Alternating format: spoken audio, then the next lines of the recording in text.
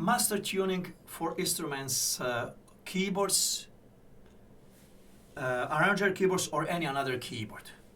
So standard, world standard, ISO standard for master tuning is 440 Hertz, 440. So that is, if you have tuner like this, you can see it is on 440. You can change tune on 441, 442, 443, or whatever you want to do. But standard, world standard is 440. That is something that they agreed. So whenever you buy keyboard from Japan or China or Italy or USA, anywhere, it will be 440.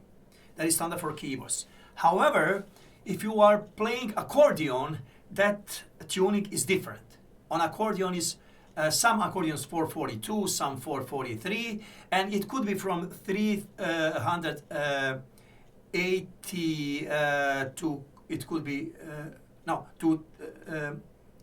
it could be for 380 or 320 even in all some tunes to 446, whatever. So, but before that standard is established, tuning was lower. But now some people are trying to have different tuning. Some orchestra, for example, they have tuning 442 just to sound a little bit sharper, a little bit than it is 440.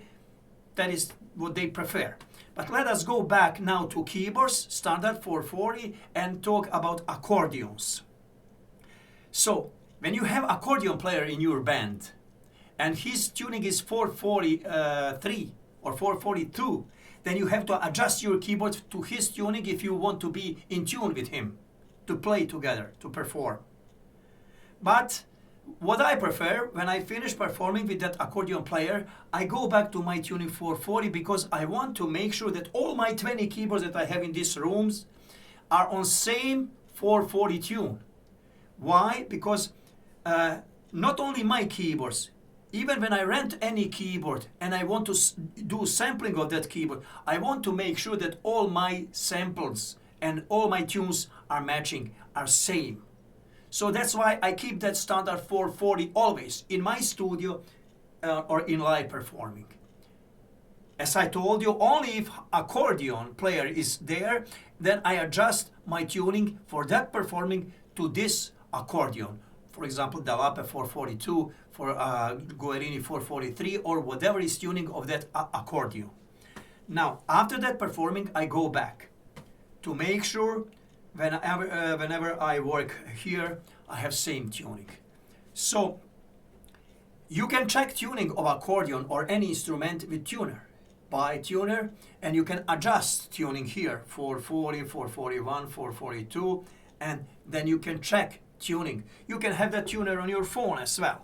And when you go and you play with the accordion player, ask him to play A4 note, because A4 is note that story begins. On that tuning should be established 440 Hz, and you have to tune instrument. And after that, all other notes in the same way, but reference note is A4. So that is a little bit about tuning, about instruments.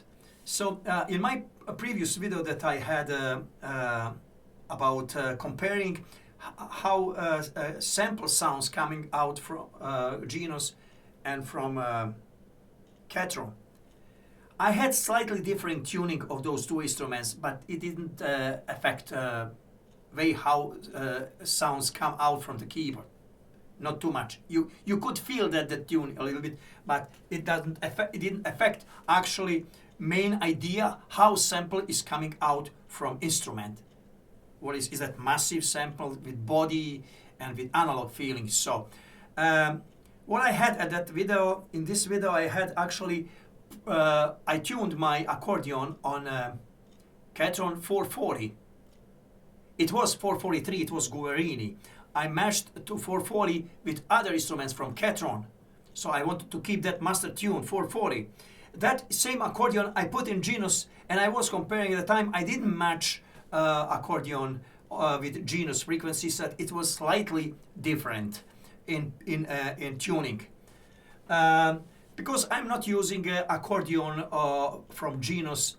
I'm not using Genus for live performing, and I'm not using accordion from Genus in studio. I'm using accordions from my Contact, and all my Contact accordions are on 440. So I have 3 accordions in my Contact.